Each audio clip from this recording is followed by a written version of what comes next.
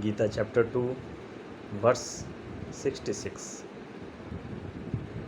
One who has unstable mind and has no control over his senses can neither have transcendental intelligence nor can have any sense of duty. Such person with an unstable mind cannot have peace and is always in sadness. How can there be any happiness without peace? Gita chapter 2 verse 67.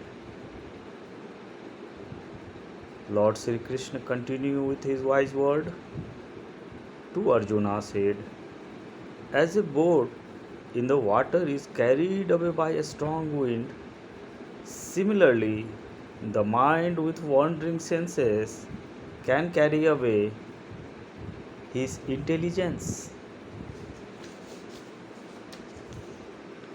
Gita chapter 2 verse 68.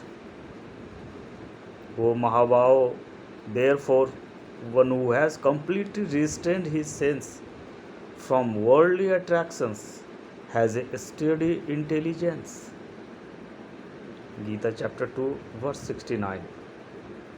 That which is night to all begins, in that the Muni keep awake. Where all beings are awake, that is the night for the sage who sees. And this is the power of the sage. He sees the brightness when everybody is finding that there is darkness. And when everybody is finding that there is the darkness, he is trying to find the brightness always.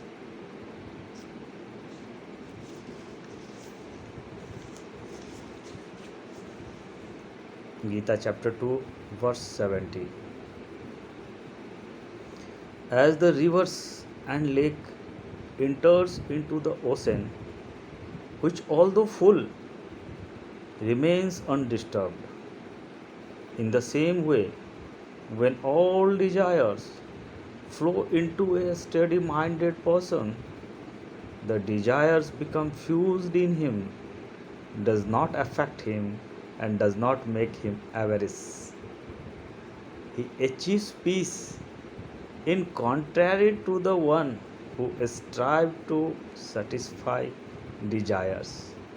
So be the knowledge be like a ocean, and when you have that intelligence like a oceans, the small rivers and the ponds, that whatever may come to the seas, nothing can disturb that. They are totally calmed. Gita chapter 2 verse 71.